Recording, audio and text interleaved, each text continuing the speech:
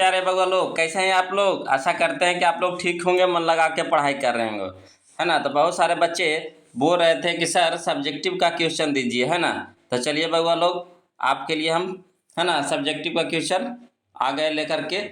आज हम लोग, है ना, चलेंगे मैट्रिक फाइनल परीक्षा 2025, जिसमें हम लोग क्लास 10th के, है ना, हिस्ट्री यानी इतिहास का क्वेश्चन देखेंगे बगल लोग। तो इसमें हम आपके लिए महत्वपूर्ण सब्जेक्टिव क्वेश्चन, है ना, का सीरीज लेकर के आए हैं, इसमें आपको, है ना, टोटल हिस्ट्री से आपको 50-60 क्वेश्चन दिया, है ना, दिए गए हैं। इसी से क्वेश्चन आपको आएगा, है ना। एक गेस पेपर है बगल लोग 2025 के लिए, 100% इसी से आएगा, है ना। तो कोशिश कर लीजिए इसको, है ना, समझने का। यहाँ लिख भी दिए हैं, देखिए, इतिहास रटो नहीं समझो, यानी इतिहास को रटा नहीं जाता है, इसको समझिए, कहानी की तरह समझिए इसको। चलिए बगल लोग, है ना, तो हम लोग शुरू करते हैं आज का वीडियो का पहला क्वेश्चन। देखिए कहता है, देखिए पहला क्वेश्चन, देखिए कह रहा है कि राष्ट्रवाद क्या है ना। क्वेश्चन देखिए, पहला क्वेश्चन सब्जेक्टिव देखिएगा, कह रहा राष्ट्रवाद क्या है। तो देखिए क्या कहता है, इसका उत्तर में हम लोग लिखेंगे, है ना। ये अपनी भाषा में लिखा गया है वो लोग, कोशिश कीजिए इसको समझने का, रटिए नहीं, समझने का कोशिश कीजिए। तो देखिए पहला क्वेश्चन कह रहा राष्ट्रवाद क्या है। तो कहता है राष्ट्रवाद एक ऐसी भावना है, राष्ट्रवाद एक ऐसी भावना है जो किसी विशेष भौगोलिक, सांस्कृतिक या सामाजिक परिवेश में रहने वाले लोगों में एकता की भावना का वाहक बनती है। कहने का मतलब है कि राष्ट्रवाद एक ऐसी भावना है जो हमारे समाज में रहने वाले लोगों को, है ना, एकता की भावना, है ना, एकता की भावना सिखाती है। किस तरह से एकता बना करके रहिए, है ना, वही चीज़ हम लोग को राष्ट्रवाद में सिखाता है ना, राष्ट्रवाद हमें सिखाती है। तो यही है बगल लोग, है ना। चलिए अगला क्वेश्चन देखिएगा, कहता है मेटरनिक युग क्या है ना। क्वेश्चन नंबर 2 देखिए है, मेटरनिक युग क्या है ना, मेटरनिक युग क्या है। तो देखिए बगल लोग, इसका उत्तर हम लोग लिखे हैं। कहता है मेटरनिख ऑस्ट्रिया का चांसलर था। मेटरनिख जो था कहाँ का चांसलर था, ऑस्ट्रिया का। देखिए इससे आपको ऑब्जेक्टिव ही बनेगा, कहेगा कि ऑस्ट्रिया का चांसलर कौन था, तो क्या जवाब दीजिएगा, मेटरनिख। या फिर क्या कहेगा कि मेटरनिख कौन था, तो ऑप्शन में रहेगा, आपको दिया हुआ रहेगा, तो वहाँ पे मारिएगा ऑस्ट्रिया का चांसलर। क्लियर है ना, क्लियर है। अगला चलिए, जो घोर प्रतिक्रियावादी था, घोर प्रतिक्रियावादी था माने कट्टर विचारधारा का था ना। घोर प्रतिक्रियावादी कहने का मतलब हुआ कि कट्टर, है ना, विचारों का था, माने रहम उसके अंदर नहीं था। देखिए कहता है आगे, वह अपने राज्यों में किसी भी प्रकार के सुधार के पक्ष में नहीं था, माने अपने राज्य में कभी भी कोई सुधार करना नहीं चाहता था, जैसे चल रहा है बस चलते रहे, है ना। उसकी नीति थी कि, है ना, शासन करो और कोई परिवर्तन नहीं होने दो, माने शासन तो करो मगर जनता के लिए कोई भलाई का काम नहीं करो, कोई परिवर्तन ना करो। देखिए कहता है आगे, सन 1815 से 1848 तक का काल, है ना, यूरोप के इतिहास में मेटरनिक युग के नाम से जाना जाता है। यानी कहने का मतलब हुआ कि 1815 से 1848 तक का जो शासनकाल था, है ना, वो मेटरनिक का शासनकाल था, मेटरनिक का शासन। इससे देखिए ऑब्जेक्टिव भी आपको यह आ गया कि मेटरनिक ने कब से कब तक शासन किया। तो यहाँ पे ऑब्जेक्टिव में मारिएगा 1815 से 1848। क्लियर है बगल लोग। तो चलिए अब हम लोग क्वेश्चन नंबर 3 की ओर चलते हैं। देखिए कहता है क्वेश्चन नंबर 3, देखिए क्या कहता है। कहता है कि जर्मनी के एकीकरण की बाधाएं क्या थी, जर्मनी के एकीकरण की बाधाएं क्या थी। तो देखिएगा बगल लोग, जब जर्मनी का एकीकरण हो रहा था तो उसमें कौन कौन से बाधा आ रही थी, क्या बाधाएं आ रही थी, उसी के बारे में हम लोग को क्वेश्चन पूछ रहा है। तो देखिए लिखेंगे कि जर्मनी के एकीकरण की अनेक बाधाएं थी। क्लियर है? जर्मनी के एकीकरण की अनेक बाधाएं थी। 19वीं शताब्दी में जर्मनी 300 से ज़्यादा टुकड़ों में बटा हुआ था। अब पूछेगा, देखिए ऑब्जेक्टिव में, कि जर्मनी कितने टुकड़ों में बटा हुआ था, तो वहाँ ऑप्शन देगा 200, 300, 400, 500। तो यहाँ पे हम लोग 300 पे टिक लगाएंगे, है ना। तो जर्मनी 300 से ज़्यादा टुकड़ों में बटा हुआ था, जिसे एक करना बड़ी समस्या थी। जाहिर सी बात है कि बहुत सारा जब टुकड़ा हो चुका है और उसको इकट्ठा करने में समस्या तो आएगा, है ना। सभी छोटे बड़े सम्राट अपने स्वार्थवश अपनी गद्दी छोड़कर जर्मनी को एक करने को तैयार नहीं थे। कोई चाहेगा कि हम अपनी गद्दी किसी को दे दें, है ना। जब जैसे छोटा छोटा टुकड़ा में बटा हुआ था, है ना, 300 टुकड़ा में बटा हुआ था, छोटा छोटा टुकड़ा में बटा हुआ था, तो सब जगह के अलग अलग राजा थे, है ना, अलग अलग सम्राट थे। और जब वो इकट्ठा होगा, एक जगह होगा, है ना, तो वहाँ का जो राजा था वो तो वहाँ से हटेगा, उसके जगह पर दूसरे आएगा, या फिर जो अच्छा काम करेगा उसको रखेगा, है ना। तो कोई नहीं चाहेगा कि हम अपनी गद्दी छोड़ दे। तो वही वहाँ पे समस्या आ रहा था। दूसरी ओर, है ना, जर्मनी ऑस्ट्रिया के अधीन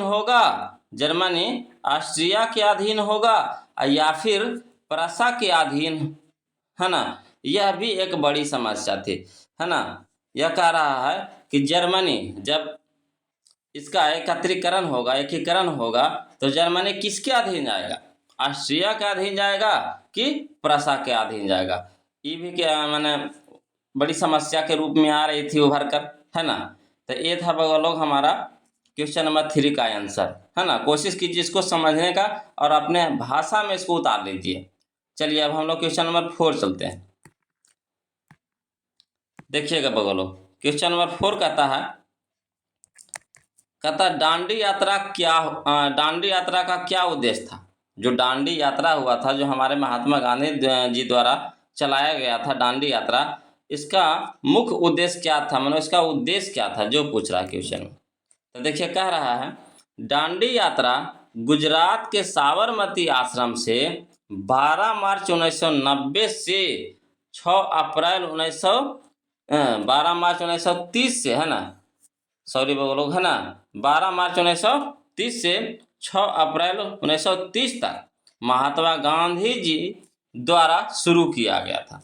मैंने कह रहा है कि दांडी जो यात्रा था गुजरात के साबरमती जो आश्रम था वहाँ से 12 मार्च 1930 को शुरू हुआ था और 6 अप्रैल 1930 तक महात्मा गांधी जी द्वारा शुरू किया गया था। इसका उद्देश्य नमक कानून को भंग करना था। इसका मेन मकसद था कि जो नमक के लिए जो कानून बनाया गया था, है ना, नमक कोई बना नहीं सकता, समुद्र के पानी से नमक बना नहीं सकता है, उसके लिए कानून बनाया गया था, तो उसको भंग करना था, है ना। दांडी यात्रा के तहत गांधी जी ने साबरमती आश्रम से दांडी तक लगभग 372 किलोमीटर की यात्रा 24 दिनों में पूरी की, है ना। अब देखिए ऑब्जेक्टिव आपको इस तरह से भी पूछेगा कि दांडी यात्रा की शुरुआत कहाँ से हुई थी, तो साबरमती आश्रम से। क्लियर है? उसके बाद पूछेगा क्वेश्चन कि दांडी यात्रा जो हुई थी उसमें कितनी दूरी तय की गई थी, तो 372 दूरी, है ना, 372 किलोमीटर दूरी तय की गई थी। और जो दांडी यात्रा जो चला था कितने दिनों तक चला था, तो चला था हमारा 24 दिन तक। क्लियर है? तो इससे भी हमारा ऑब्जेक्टिव क्लियर हो रहा है बगलो। अगर सब्जेक्टिव ढंग से पढ़ लेते हैं तो ऑब्जेक्टिव दिक्कत नहीं आएगी, ऑब्जेक्टिव भी हमारा क्लियर होते चलेगा। तो कह रहा है 24 दिनों में पूरी की तथा दांडी पहुंचकर समुद्र के पानी से नमक बनाकर, है ना, नमक कानून को भंग किया। तो यही था हमारा दांडी यात्रा का मुख्य उद्देश्य, है ना। आशा करते हैं कि आप लोग को समझ में आ रहा होगा वो लोग। अगर कुछ भी प्रकार की दिक्कत होगी तो प्लीज़ कमेंट कीजिएगा, कमेंट करने में कंजूसी नहीं कीजिए, है ना। कमेंट से ही पता चलता है हमें कि यह वीडियो आपके लिए फ़ायदेमंद हो रहा है या नहीं हो रहा है। चलिए आगे चलते हैं। क्वेश्चन नंबर 5 देखिए क्या कहता है। कहता है जेनेवा समझौता कब और किनके बीच हुआ। क्वेश्चन पहले समझिएगा। कह रहा जेनेवा समझौता कब और किनके बीच हुआ था। तो देखिए इसका उत्तर लिखिएगा कैसे। कहता है 1954 में, है ना, 1954 ईस्वी में जिनेवा में हिंद चीन समस्या पर वार्ता हेतु सम्मेलन बुलाया गया, है ना। हिंद चीन समस्या पर वार्ता हेतु सम्मेलन बुलाया गया था, जिसे जिनेवा समझौता कहा जाता है। जिसे क्या कहा जाता है? जिनेवा समझौता। हिंद चीन माने हिंदुस्तान के लोग और चीन के बीच जो समस्या था उसके पे, है ना, विचार करने के लिए एक सम्मेलन बुलाया गया था, जिसे हम लोग जिनेवा समझौता कहते हैं। देखिए कहता है बगलो, जिनेवा समझौता ने पूरे वियतनाम को 2 हिस्सों में बांट दिया। जिनेवा समझौता ने पूरे वियतनाम को 2 हिस्सों में बांट दिया। हनोई नदी से सटे उत्तर का क्षेत्र उत्तरी वियतनाम, है ना, साम्यवादियों का, और उससे दक्षिण वियतनाम अमेरिका, है ना, समर्थित सरकार को दे दिया गया। जो जिनेवा समझौता जो हुआ तो उसका यह परिणाम निकला कि जो उसका जो उत्तर का जो क्षेत्र था, है ना, उत्तरी वियतनाम, उस साम्यवादियों का और उससे साम्यवादियों के दे दिया, और जो दक्षिण में जो दक्षिणी वियतनाम था वो अमेरिका, है ना, समर्थित सरकार को दे दिया, अमेरिकी सरकार को दे दिया गया। क्लियर है? तो चलिए अब हम लोग चलते हैं क्वेश्चन नंबर 6 की ओर बगोरो। देखिए कहता है क्वेश्चन नंबर 6 कहता है, कहता क्रांति से पूर्व रूसी किसानों की स्थिति कैसी थी। क्रांति से पूर्व रूसी किसानों की स्थिति कैसी थी। तो देखिए इसका आंसर लिखिएगा। क्रांति से पूर्व रूसी किसानों की स्थिति अत्यंत दयनीय थी, है ना। क्रांति से पूर्व रूसी किसानों की स्थिति अत्यंत दयनीय थी, माने बहुत ही खराब थी। कहता है उनके खेत बहुत छोटे छोटे थे। उनके खेत बहुत छोटे छोटे थे जिन पर वे पुराने ढंग से खेती करते थे। उनके पास पूंजी का भी अभाव था तथा करों के बोझ से भी दबे हुए थे। अब उनके पास जो खेत था, खेत था वो बहुत छोटा छोटा टुकड़ा था, और वे लोग पहले, है ना, पुराने ज़माने से खेती करते थे। तब पुराने ज़माना से खेती करेंगे तब बताइए पैदावार कितना होगा? ना के बराबर होगा। और उसके अलावे उनके पास पूंजी भी नहीं थी, है ना, पूंजी का अभाव था। और उसके बाद कर यानी टैक्स भी तो देना पड़ता था सरकार को उस समय, है ना। तो ये सब बड़ी समस्या थी उस समय, है ना। किसानों की स्थिति इसी के कारण बहुत ही दयनीय थी, बहुत ही खराब थे बोलो। चलिए क्वेश्चन नंबर हम लोग 7 देखते हैं। देखिए कहता है क्वेश्चन नंबर 7 कि फ्रांस की जुलाई 1830 की क्रांति का फ्रांस की शासन व्यवस्था पर क्या प्रभाव पड़ा। फ्रांस की जुलाई 1830 की क्रांति का फ्रांस की शासन व्यवस्था पर क्या प्रभाव पड़ा। तो चलिए देखिए क्वेश्चन नंबर का इसका आंसर। फ्रांस की जुलाई 1830 की क्रांति का फ्रांस की शासन व्यवस्था पर निम्नलिखित प्रभाव पड़ा, है ना। ये पॉइंट जरूर लिखेंगे। उसके बाद देखिए इसको पॉइंट बाय पॉइंट बना दीजिए, है ना। तो पॉइंट 1 में कहता है कि चार्ल्स दशम के प्रतिक्रियावादी शासक का अंत हो गया, है ना। चार्ल्स दशम के प्रतिक्रियावादी शासन का अंत हो गया। और दूसरा पॉइंट है कि बुर्बो वंश के स्थान पर आर्लियंस वंश को सत्ता सौंपी गई, है ना। तो ये था बगलों हमारा फ्रांस की जुलाई 1830 की क्रांति का फ्रांस की शासन व्यवस्था पर प्रभाव, है ना। चलिए अब हम लोग क्वेश्चन नंबर 8 चलते हैं। ध्यान से समझते चलिएगा बगलों, है ना। देखिए कह रहा है मेजिनी कौन था, है ना। मेजिनी कौन था। तो ये भी अच्छा क्वेश्चन है ना। हमारे परीक्षा के लिए बहुत ही इंपॉर्टेंट क्वेश्चन है ये सब क्वेश्चन बार बार एग्जाम में पूछते रहता है बगलो। तो चलिए देखिए, कहता है मेजीनी इटली का एक क्रांतिकारी राष्ट्रवादी व्यक्ति था जिसका जन्म 22 जून 1805 ईस्वी को जिनेवा में हुआ था। समझिएगा, कह रहा है मेजीनी इटली का एक क्रांतिकारी राष्ट्रवादी व्यक्ति था जिसका जन्म 22 जून 1805 ईस्वी को जिनेवा में हुआ था। यह कार्बोनरी नामक एक गुप्त क्रांतिकारी संगठन से जुड़ा हुआ था, है ना, मेजीनी, तथा सन 1831 ईस्वी में इन्होंने यंग इटली की स्थापना भी की। तो देखिए बगलो, कहता है, इससे देखिए आपका ऑब्जेक्टिव भी बनेगा। कहता है मेजीनी का जन्म कब हुआ था? तो देखिए कह रहा है मेजीनी का जो जन्म हुआ था 22 जून 1805 ईस्वी को हुआ था। कहाँ हुआ था? तो जिनेवा में हुआ था, है ना। उसके बाद अगला देखिए, कहता है यंग इटली की स्थापना किसने की? तो मेजीनी ने की। उसके बाद कहता है यंग इटली की स्थापना कब हुई? तो 1831 ईस्वी में हुआ, है ना।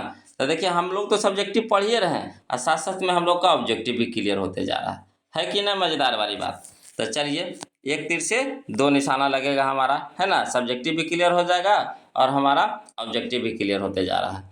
चलिए बगलो, अब हम लोग क्वेश्चन नंबर 9 देखते हैं, है ना। देखिएगा 9 कहता है मेजीनी कौन था, उसका मुख्य उद्देश्य क्या था? ये सभी क्वेश्चन बार बार आता है ना एग्जाम में, याद कर लीजिएगा, है ना। कहता है मेजीनी को इटली के एकीकरण का पैगंबर या मसीहा कहा जाता है। मेजीनी को इटली के एकीकरण का पैगंबर या मसीहा कहा जाता है। वह साहित्यकार, है ना, गणतांत्रिक विचारों का समर्थक और योग सेनापति था। जो मेजीनी था साहित्यकार, गणतांत्रिक विचारों का समर्थक और योग सेनापति था। यानी मेजीनी कौन था? तो सेनापति था, है ना। अगला देखिए, कहता है अपने गणतंत्रवादी उद्देश्यों के प्रचार के लिए उसने 1831 में यंग इटली की स्थापना की, है ना। यंग इटली की स्थापना किसने की थी बगलो? तो मेजीनी ने, है ना। कब किया था? तो 1831 ईस्वी में, है ना। मेजीनी किसका स्थापना किया था? तो यंग इटली का। इस तरह से ऑब्जेक्टिव आपको घुमा घुमा कर पूछेगा, है ना। चलिए, कहता है मेजीनी का उद्देश्य ऑस्ट्रिया के प्रभाव से इटली को मुक्त करवाना तथा संपूर्ण इटली का एकीकरण करना था। क्लियर आया समझ में, है ना। तो मेजीनी का मुख्य उद्देश्य क्या? इटली को एकीकरण करना। चलिए अगला देखिए क्या कहता है, क्वेश्चन नंबर 10 देखिएगा बगलो। कहता है 1830 और 1848 की क्रांतियों की समान विशेषताएं क्या थी? 1830 और 1848 की क्रांतियों की समान विशेषताएं क्या थी?